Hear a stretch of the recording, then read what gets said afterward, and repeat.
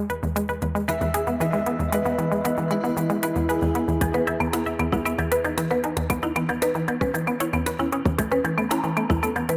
are very pleased tonight to have Councilmember Andrew Friedson join us. Councilman Friedson is the District 1 council member, which represents Western and Southwestern Montgomery County. As a council member, Mr. Friedson has more than a few accomplishments to his name. I'm just going to kind of tell you a few of those. In terms of legislative initiatives he's spearheaded, one includes ensuring that all of our county bills include a thorough economic analysis. Sounds very important. He's also the lead sponsor of the Public Accountability and County Transparency, or the PACT Act. And he's a sponsor of a number of other pieces of legislation, including improving energy saving renovations of existing buildings, addressing the county's affordable housing shortage, and requiring safe pedestrian and bicyclist pathways when sidewalks are closed for construction. All the nitty gritty that makes our county works as well as it does. So that's wonderful. And after his first year in office, Andrew was named the best county freshman legislator of 2019, and he was listed as one of Maryland's 2019 political winners. Finally, Councilman Friedson has continued his passionate advocacy for nonprofits and was awarded the 2019 Phyllis Campbell Newsom Public Policy Leadership Award, almost as long as the name of this series, that the Center for Nonprofit Advancement that has issued to him. So with all of that, we are obviously very, very happy that you're joining us tonight to talk about your life in public policy and some things that are going on at the county level. So welcome, and I will turn it over to you. Well, thank you so much for having me. I'm really excited to join you, and love the opportunity to speak to the college, and in particular speak to students about public service, about local government, about the things that I care really deeply about, and I think that are really important to all of us. I think a lot about what local government means and why it's important. I spent a lot of time at state government before I ran for county council, and you can go many miles from your classroom, from your homes, from your jobs, and you might not hit something that the state government directly touches. You can go even longer than that, and you might not hit something that the federal government directly touches. You literally can't be sitting where you currently are sitting or standing where you currently are standing and not be directly impacted by a public policy decision that was made at the local level. What type of building you're in, or whether or not it's a building at all, whether it's a park or a playground.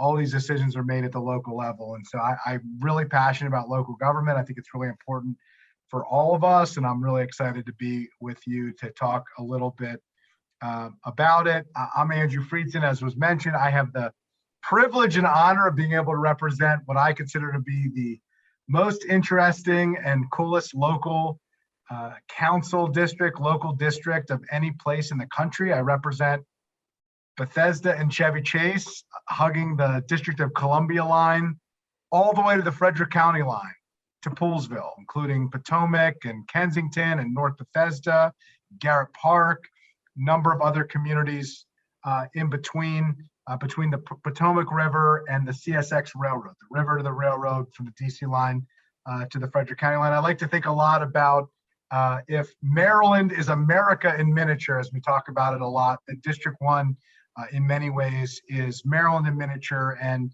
it really does have the urban, suburban, and rural types of communities, types of land use, types of neighborhoods that really define in many ways what it is to live in Montgomery County and in the state of Maryland. So really great to join as well. So as I mentioned, I have been involved in politics since I was young.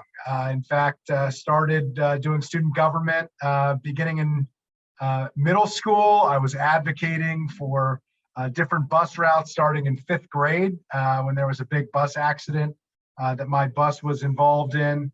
Was the student body president of my middle school at Hoover. I was the student body president of my high school at Churchill. Went on to University of Maryland and ran and was the student body president there as well, and involved in a number of other issues, advocating on lots of student-focused issues, from the cost of higher education to election rights and election access issues for students, student privacy issues, issues related to predatory financial practices on college campuses, a number of important issues.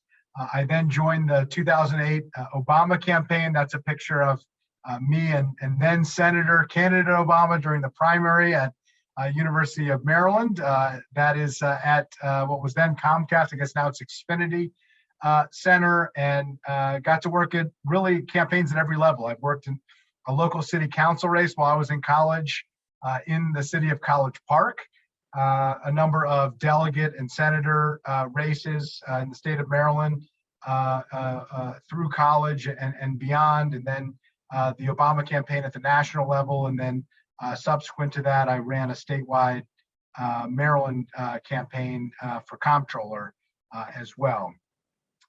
Involved in a lot of other things. I was the chair of the Montgomery County Collaboration Council for Children, Youth, and Families, which serves vulnerable kids in Montgomery County, at-risk youth. Was on the Ms. BIDFA, the Maryland Small Business Development Financing Authority, which provides small business loans to women-owned and minority-owned small businesses. I serve in a few different roles at the state, including running the college savings program for the state and launching what's called the ABLE program, Achieving Better Life Experiences, a disability savings accounts for those with disabilities to make sure they can live financially independent lives, and involved in a number of nonprofits here as well. So yeah, as I was mentioning, a lot of nonprofit involvement and other stuff, but really, public service to me, it's a calling. It's not just a career choice. You don't do it because you think it's work. You do it because you love it, and I love it, and I've always loved it, and I don't really see a way not to do it. And mentioned before, served at the comptroller's office. That's like the elected chief financial officer of the state, collects taxes, but also does a number of other things, including regulating certain industries, and also really being at the epicenter of where money comes into the state and how money goes out to the state. And so I served as a senior policy advisor and a deputy chief of staff for that agency, a fairly large agency, 12 field offices around the state, about 1,200 employees, a very significant budget, oversaw the restructuring of the state's 529 college savings program, and also launched, as I mentioned, the Maryland ABLE program, working with stakeholders to figure out how we could help launch these programs. And actually, Chris Van Hollen was one of the leaders of a bipartisan effort at the federal level.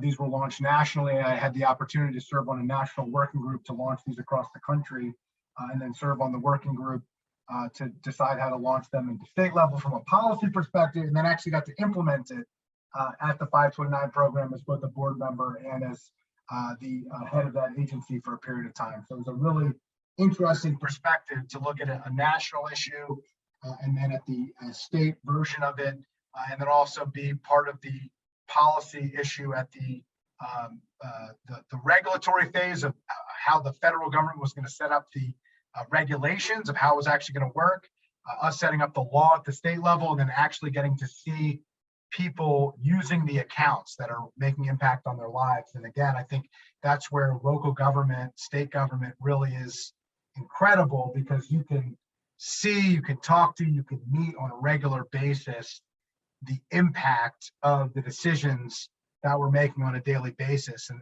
that's hard to replicate in other industries, and it's even hard to replicate at the federal level, as important as many of those issues are.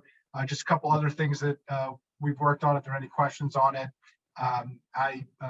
Part of my job was oversight. I scrutinized billions of dollars of public contracts, held government agencies accountable as part of the Board of Public Works, which is a 3-member board of the governor, the comptroller, and the state treasurer.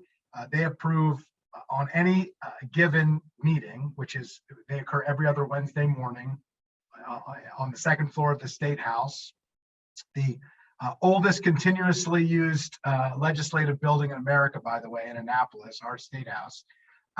And they can approve anywhere from about $400 to $500 million in a given meeting to $6 or $7 billion in a given meeting. And so I got to advise and review those contracts before they voted on them, looking at and protecting the retirements and the pensions of our public school teachers and our public employees as part of the pension fund, and then just making sure that government works for the people that it serves, and working on tax policy and working on government administration as well. So in 2018, I decided, actually 2017, but for 2018, there was an open seat for county council in the district where I grew up, where I was born and raised, where I live. And I had to make a decision. I had been working in the public sector for my whole career, and I had been an administrator running big government agencies and overseeing major public projects. And I had been an advisor to statewide constitutional officers and to major candidates of major offices. And I missed being an advocate, which is what I felt like I was when I was the student body president at University of Maryland, when I was engaged in certain activities, pushing and fighting for change at various levels. And I saw county council as an opportunity to return to my roots of being an advocate, particularly in the community where I grew up. And so we launched a campaign. It was incredibly competitive. One seat, there were 8 people who ran. We had a 5-term former mayor, a 4-term incumbent state delegate, a 2-term former planning board member, a number of other really prominent candidates, and we won. We did pretty well. We focused on what we referred to as easing the Montgomery County squeeze, the squeeze on our schools and our roads, and the squeeze on families who are struggling to be able to afford to live here, and many young people, including many contemporaries, who are struggling to be able to live potentially in the same places where they grew up, because the cost of living has gotten so expensive, housing in particular. And so I've really, we focused on that, we honed on that, we tried to bring some of our background from the state level and from government, and, from being at really the intersection of where the government and the private sector meet, and how we can deliver services and improve people's lives, and how we can make sure that we have a modern county government that actually serves the people who need it. And ultimately, fortunately, we were pretty successful, and we're able to win. And you know, here we are. I became the youngest council member in the history of Montgomery County. I represent the oldest demographic district in the county. So it is kind of an interesting juxtaposition, I would say, and certainly gives me, I think, a fascinating perspective of those dynamics. So we tried to fulfill the things that we campaigned on and the things that we talked about. One of the main things that we talked about when I talked about that squeeze on people was housing. The cost of housing in Montgomery County is out of reach for too many people, for most people, frankly. And it's a major problem. It is largely due to the fact that there's more people who want housing and fewer housing that's available. We haven't built enough housing in Montgomery County. And so I've really focused on this in a significant way. We reset the baseline for how much we invest in affordable housing. That was the major priority of my first budget. We added $5 million to the amount of money every single year that we are going to commit at a minimum to fund in affordable housing, which is significant, not just a one-time $5 million, but $5 million more forever, which I think is really significant.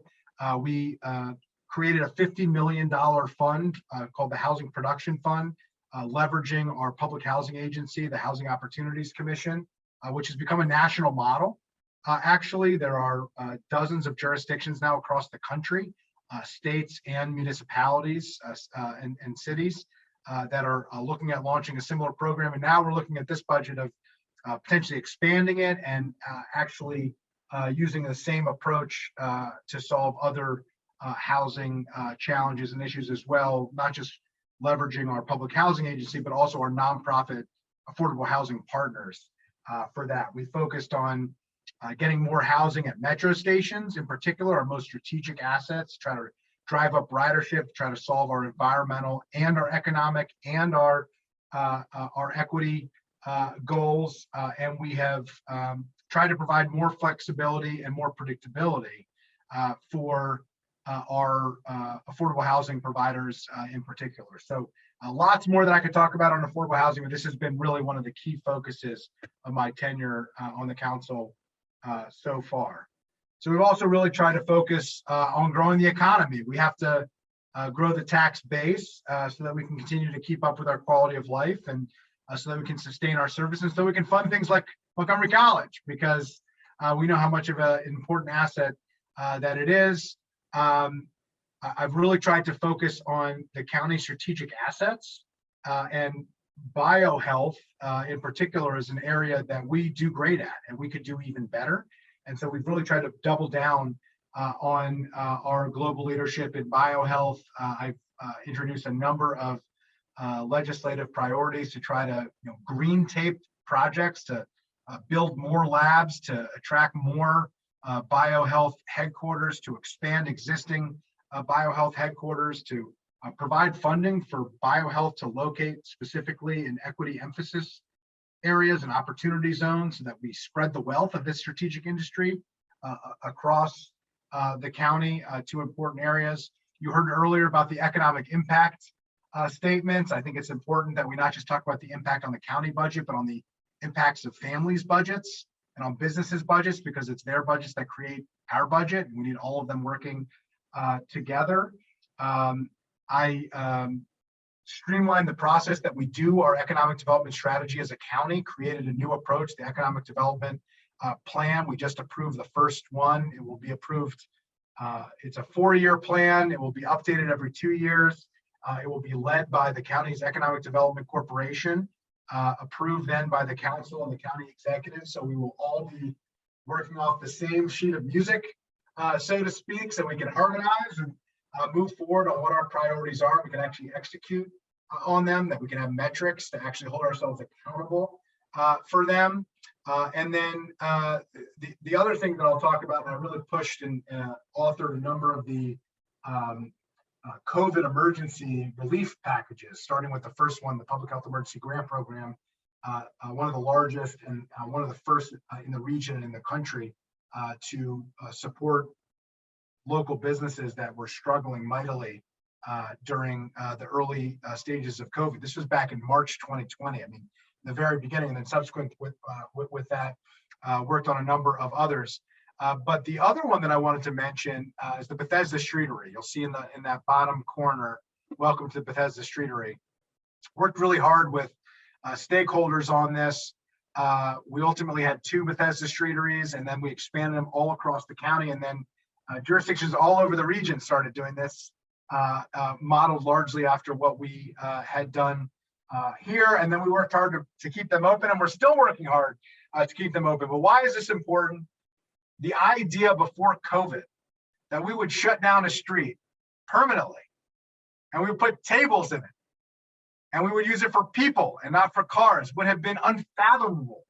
The idea that we would get the Department of Permitting Services, the Department of Transportation, and the police department, and the alcohol beverage services, and everybody on the same page, and the local chamber of commerce, the local retailers, and everybody coming together, the Bethesda Urban Partnership, and the regional service, and I could go on and on and on of all the moving parts. And normally in government, we would say, oh, here are 1, 2, 3, 5, 50 reasons why we can't do this. And we started with, how can we do this? The culture of yes. You see a street and you see the potential for a streetery. You look at a parking lot and you see the potential for a park, or for a place for people, like housing or a theater or any type of other placemaking. We proved during the pandemic that we can do that, and we can use it to attract residents, to attract business, to create vibrancy. and it has been really successful. I'm hoping that we can build off of that and use that as a model for moving forward. So I'm really proud of the work that we've done to just make government work better, to build trust. Our only currency in public life is public trust. That is the currency that we use to do all the other things that we do. Without that, we can't do anything else. And so I have really tried to focus on this. In my first year on the council, we really focused on strengthening the Office of the Inspector General to ensure that every single department and agency in county government has a regular review of all of their spending, of all of their programming.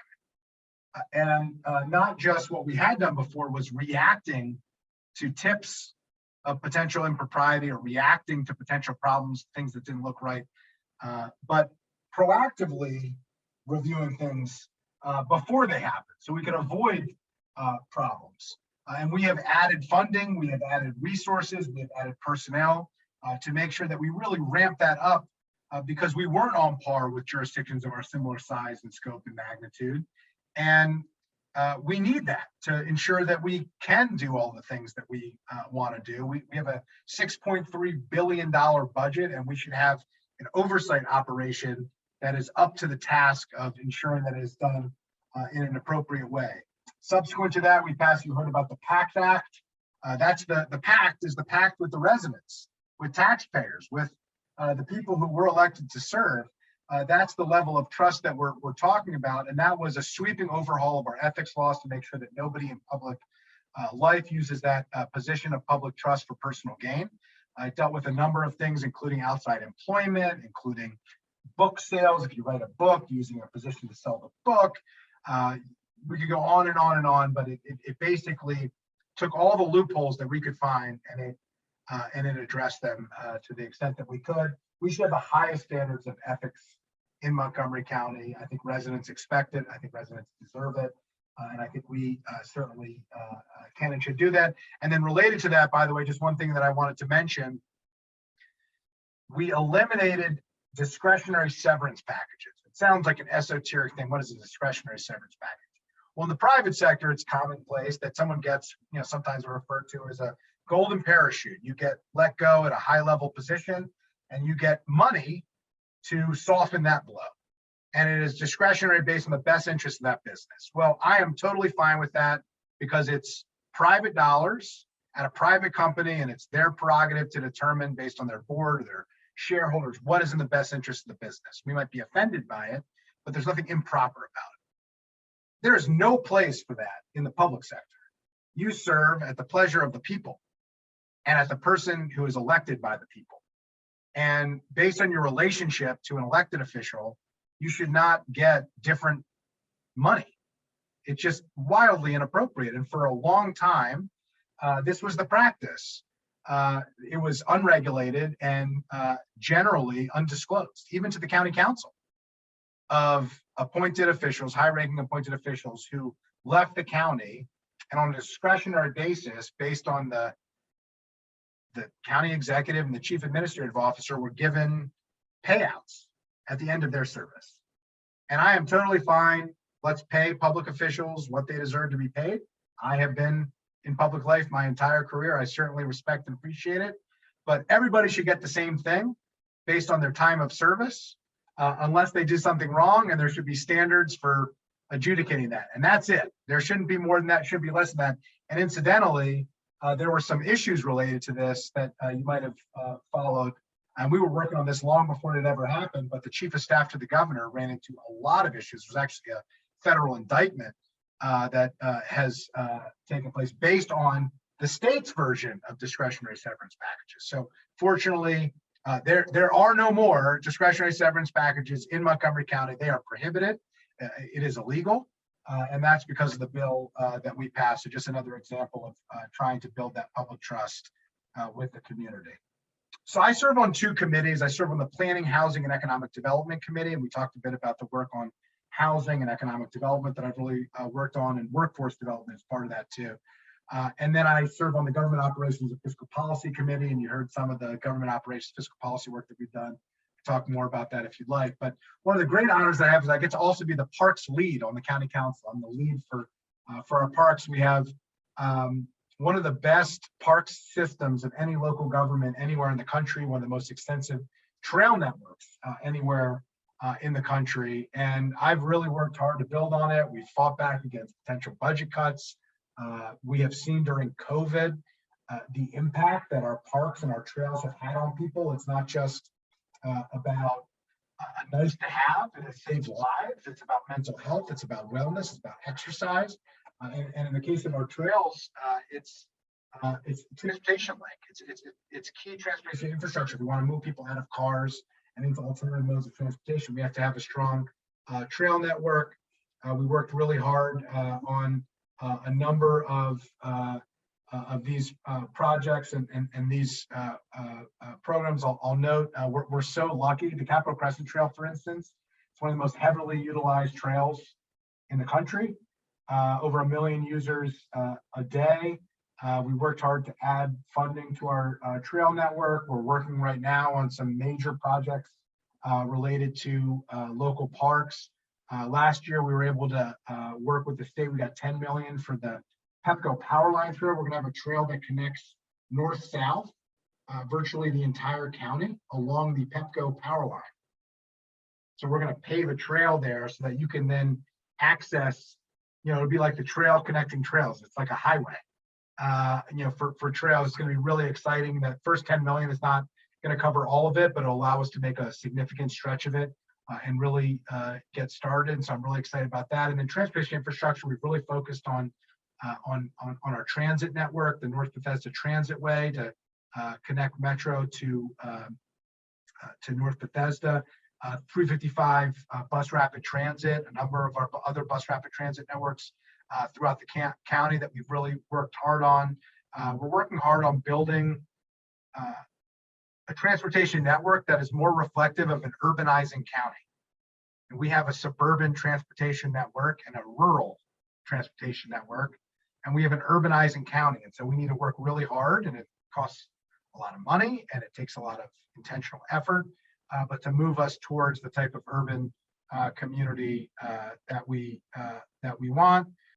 I'll just quickly go through county council and we talked about all the issues and all of it, but how does it all work? So we're the legislative branch of the government. We have 9 council members now. We're expanding to 11.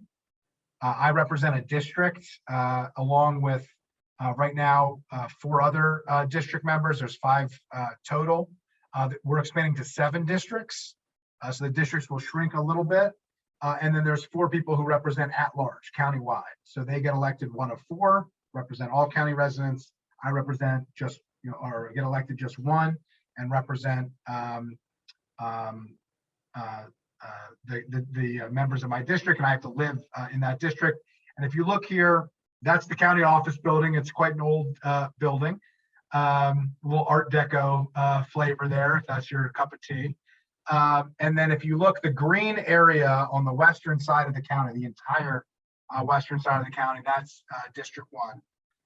And then the other, those little bubbles there, or pins, I guess, those are actually projects by district.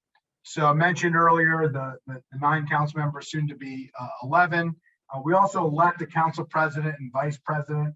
I don't want to sound like I'm making a judgment statement, but in the scheme of parliamentary legislative procedures, these are weak officers. Like a weak mayor system means that the mayor generally doesn't have a vote or doesn't have power beyond the will of the body, meaning like a majority of people agreeing.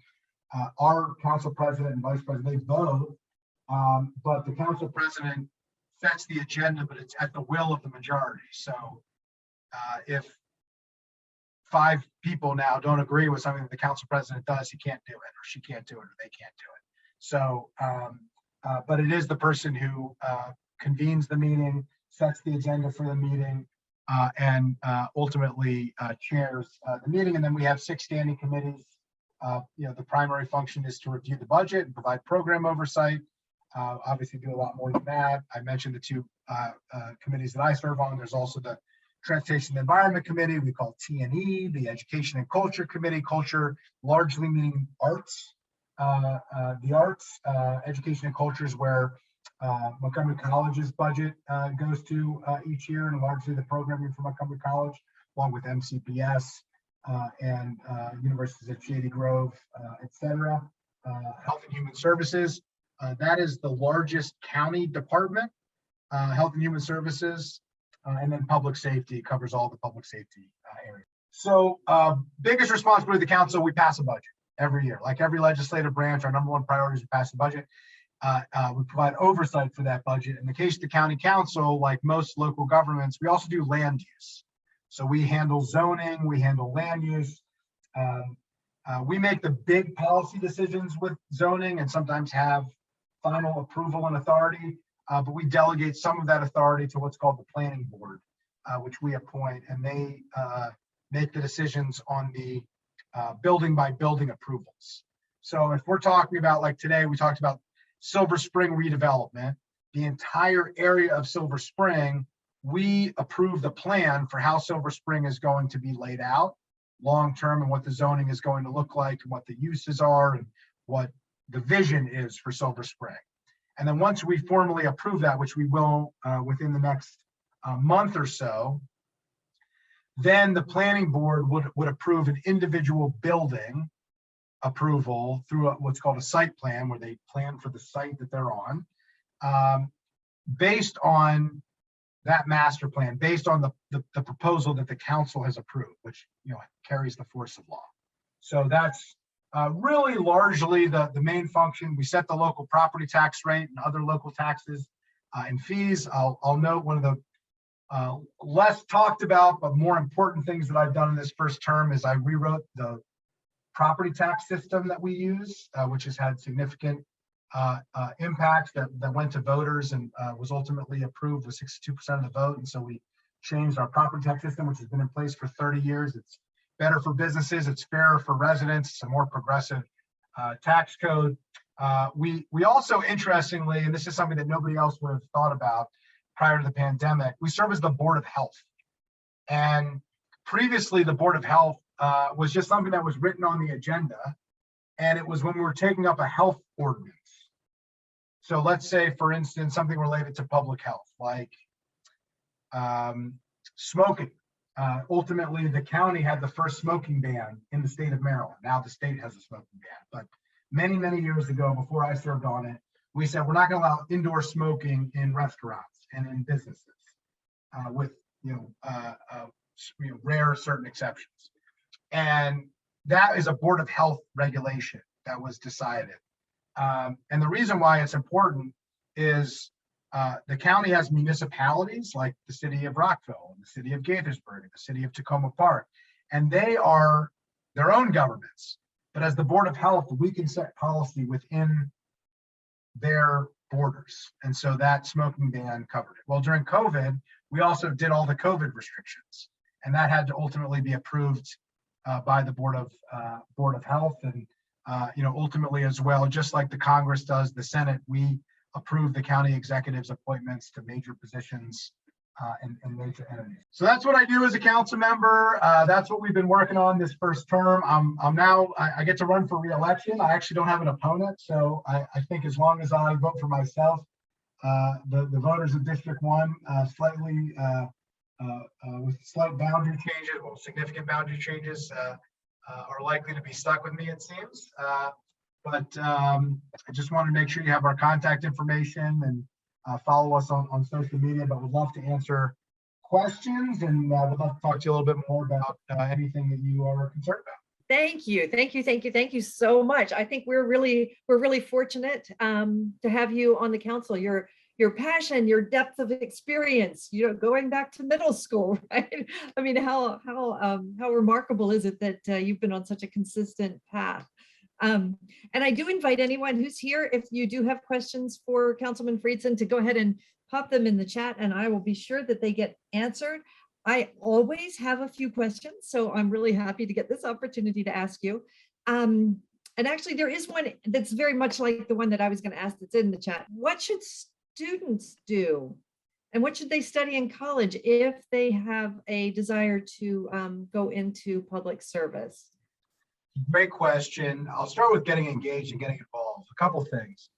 For starters, you can testify at the county council and you can follow things that the county council is working on. All of our meetings are public. They're all streamed on social media. And actually, one of the good takeaways from the pandemic is you can now engage from home.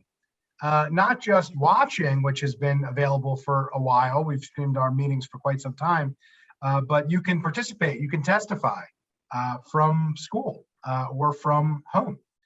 And so now we're doing hybrid. You can testify in person or you can testify virtually. You can go to our website, which I'll type in the chat, montgomerycountymd.gov/council, and you can follow the agenda. You can follow committee meetings.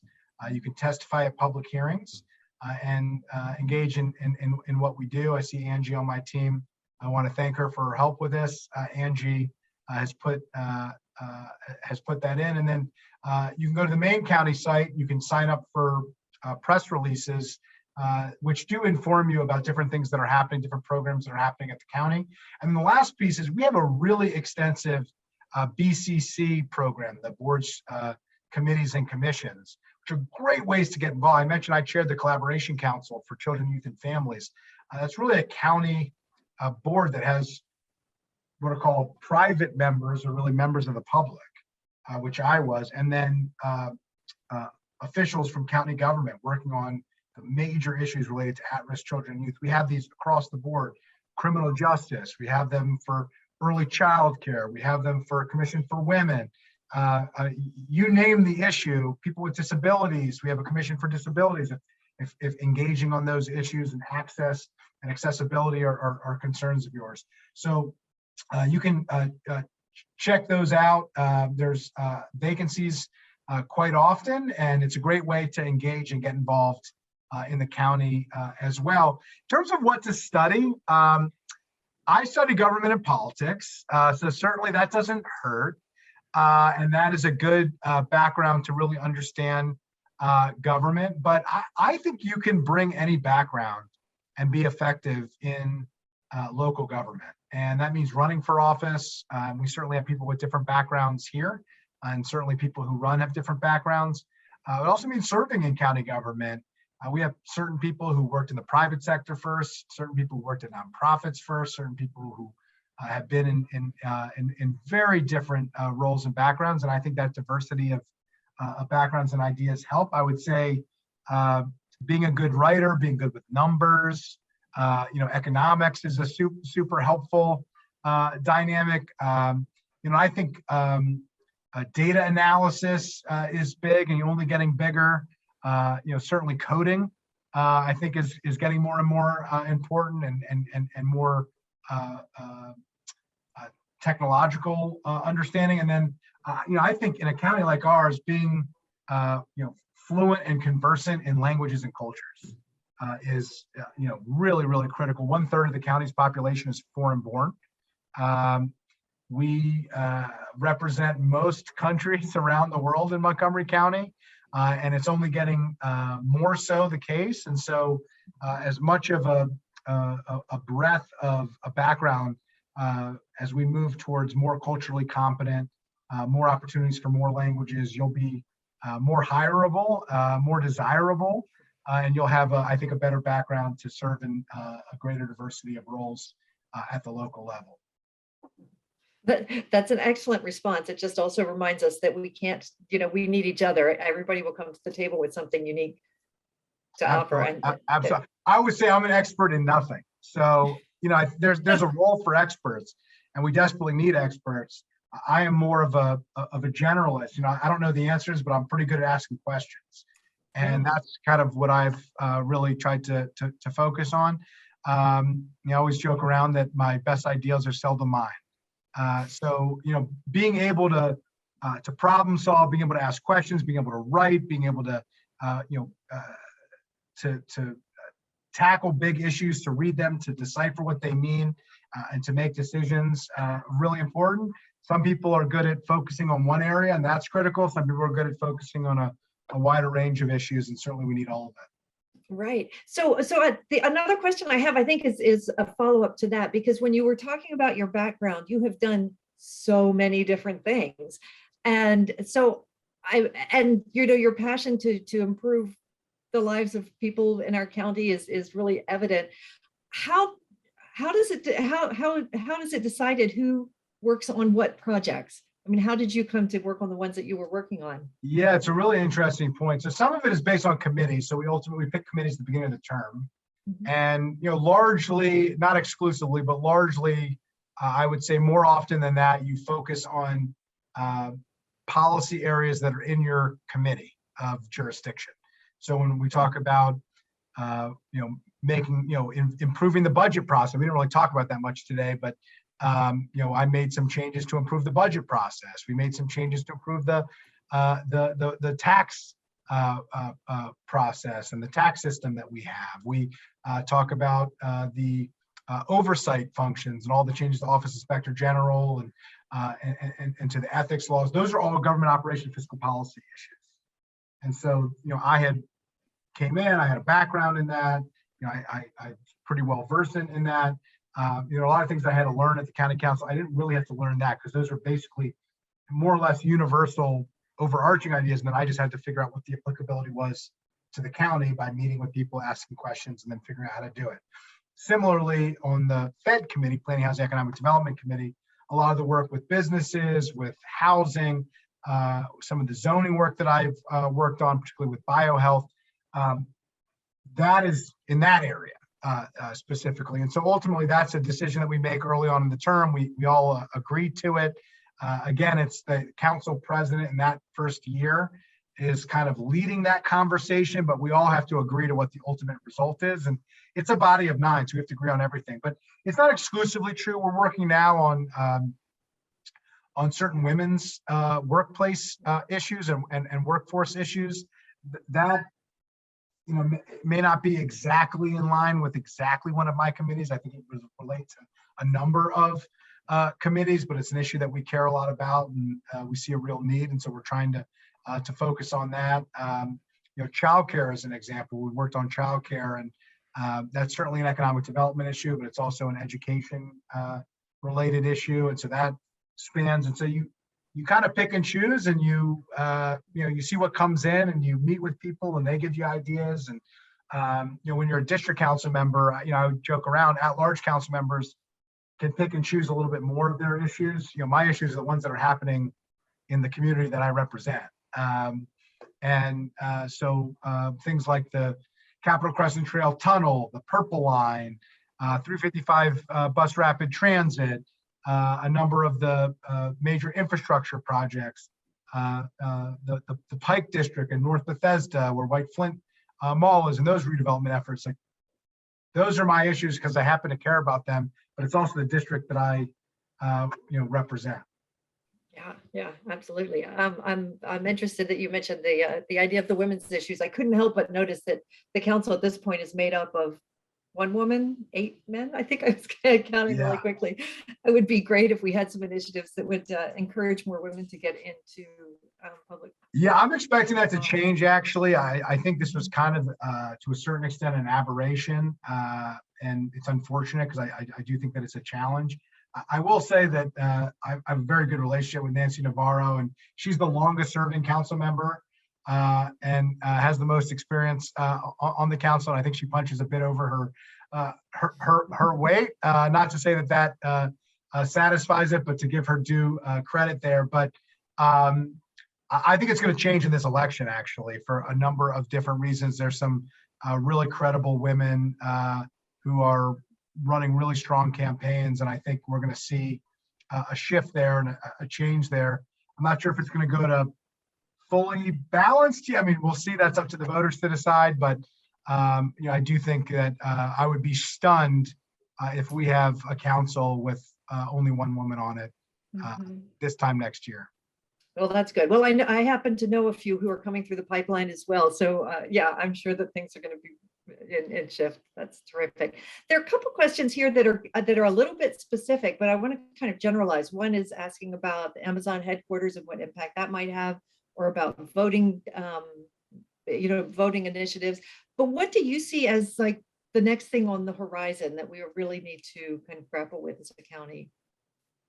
Yeah, really good question. So Amazon, we'll start with that. So there's going to be an impact to the region based on Amazon. It's a huge employer, and what's good for one part of the region is good for the whole region. I mean, I think that is certainly true. But I do think there are some questions of how we're going to benefit from Amazon, and two things. One, the Amazon lessons learned from that whole economic development conversation has led us to be more regional in our economic development efforts, to fight a little bit less and compete a little bit less and collaborate a little bit more. And so I think we've actually seen some benefits to that with this regional approach of why don't we encourage people to come to this area, and then wherever it lands in the area is good for everybody. It's not perfect. It's not always going to be exactly that collaborative to that extent, because of course everybody wants to get major employers in their backyard, but we're moving in that direction. I think that's a real positive. But the key to me to Amazon as to this entire question of regional approach is the connectivity of the region, and that's transportation focused. Right now, our region was built, one, is a suburban jurisdiction that's centered around DC as the center of the universe, and where we had an urban core and then a suburban core and then rural. Well, that's not what it looks like anymore. We have fairly semi-urban areas all over the region, and then very urban areas in what were traditionally considered suburban jurisdictions, Bethesda, Silver Spring, among them. So the question on Amazon is, for instance, expansion of MARC Rail, which the state is working on and we're partnering with the state on, to have a single seat trip to go through Montgomery County, through DC to Virginia, to national landing would be transformational. I mean, it would be a huge impact for the region, and we need more single seat trips to get to more places in the region. We need a better crossing to get directly to Northern Virginia and Arlington, which we have lacked for too long, in Fairfax. And so there are rail opportunities that we can look at. There's bus rapid transit opportunities that we can look at. Discussion of the American Legion Bridge and that expansion, including dedicated rail and or transit options on that, is going to be critical. We want you to be able to get on a bus and get to Northern Virginia, and eventually we want you to be able to get on a train and get to Virginia in a very easy, simple way. We need to connect our job centers throughout the region to each other in a much more convenient way than they currently are. So I do think that that's a key piece to it as well. And then what are the residual industries and businesses that HQ2 from Amazon represents, and then what piece of that pie do we get? For the last 10 or 15 years, we have not gotten a proportionate share of new businesses and new job creation in Montgomery County compared to DC and Virginia. We used to get the lion's share of that. It used to be basically split 50-50 more or less. Sometimes we'd be a little bit higher than 50%. Now Virginia's getting more of those. And that's created a challenge for us. And so we have to be more competitive. We have to be more focused on that. We can't rest on our laurels, and we have to diversify our economy outside of federal government, which is a great baseline, but we needed to build off the baseline in a more significant way than we had. In terms of voting, I have been advocating for better access to more voting for as long as I can remember. In fact, in 6th grade, I advocated to change the student member of the board elections in MCPS because I couldn't vote for the student member of the board because it was 7th through 12th graders that dated back to junior high school, which was gone forever. I mean, for a long time before I was in middle school, there was no junior high school for almost a decade, but we didn't keep up with the student member of the board voting for that. And so I was an officer of Hoover Middle School. I was the treasurer of the school in 6th grade. I was a delegate as an officer of the school in 6th grade to the countywide student government that nominated the student member of the board nominees at the time. So I could nominate, but I couldn't vote for the student member of the board. So since then, this has been a sensitive topic for me, and I've been engaged in these issues because it piqued my interest then. And so that's why I mentioned all of the work at University of Maryland and getting students involved and doing registration drives and on through the Obama campaign and beyond. But I'm for making voting as easy as possible across the board. The idea of this fabricated fear of voter fraud is made up. The fraud in voting is not enough people vote in this country. That's the fraud. That we have elections that don't include as many people as they should to pick the people who are making decisions that have an impact on their lives. That's the fraud. That's the crisis. And anything that we can do to make voting easier for people, particularly young people, particularly people of color, particularly of people who have accessibility challenges, physical and otherwise, that is what we should be spending every moment of our day. I am not concerned with people having, wanting to vote too much. I'm concerned with people not voting enough. Yeah. And we shouldn't be spending a minute of our time and energy and effort focusing on stopping people from voting who shouldn't, which isn't a problem. There's no documented evidence to demonstrate that is, a significant issue. There is overwhelming evidence to suggest that not enough people participate. And when you make it easier to participate, they do participate. So whether it's mail-in voting, whether it's early voting, whatever we can do to make things easier, automatic registration, I am for every single way possible that we can make voting easier for more people to engage in the process. That's excellent. You'll be happy to know that that I actually sit on a committee called the MC Votes Committee at the college, where we are, and it's a huge group of people at the school who are really working to figure out what we can do, including things like, put drop boxes on campus and, what can we do to help people understand the process. So thank you for that. And thank you. I think we have important. Thank you. So one last question, and that is, what do you wish that people knew about the council? That's back to that voting piece of it, right? But what do you want people to know about our county government and the council that you sit on?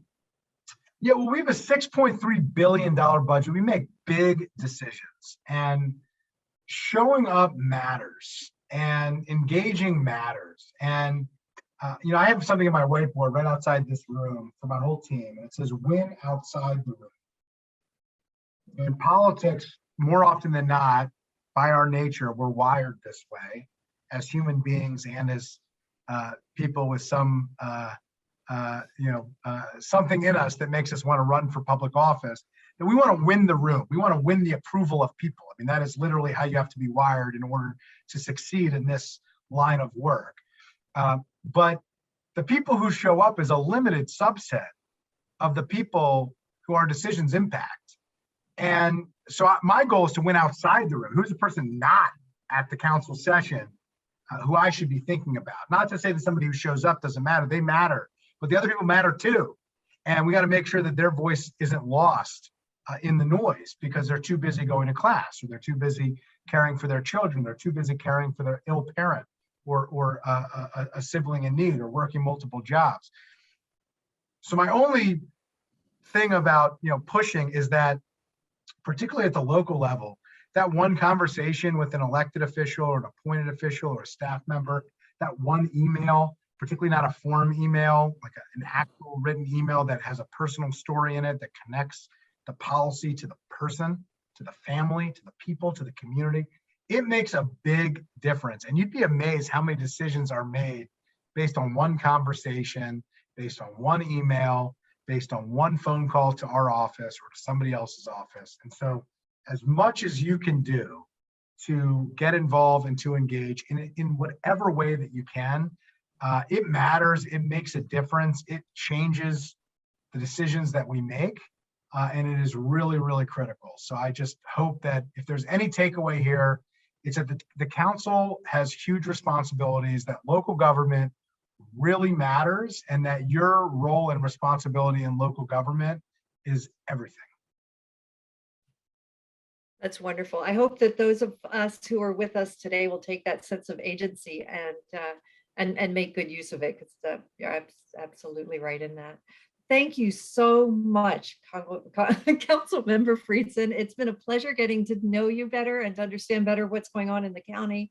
I'm very pleased that that some of our students could join us tonight, and this will be up on our YouTube playlist before you know it, and it'll be shared widely, so your voice will be heard by many.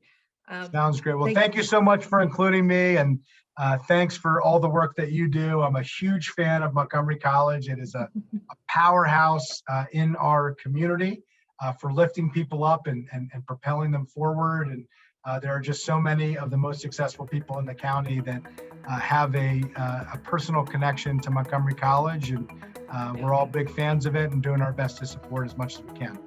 Absolutely. Thank you. Thank you. Take care. Couldn't agree more. Okay. Good night.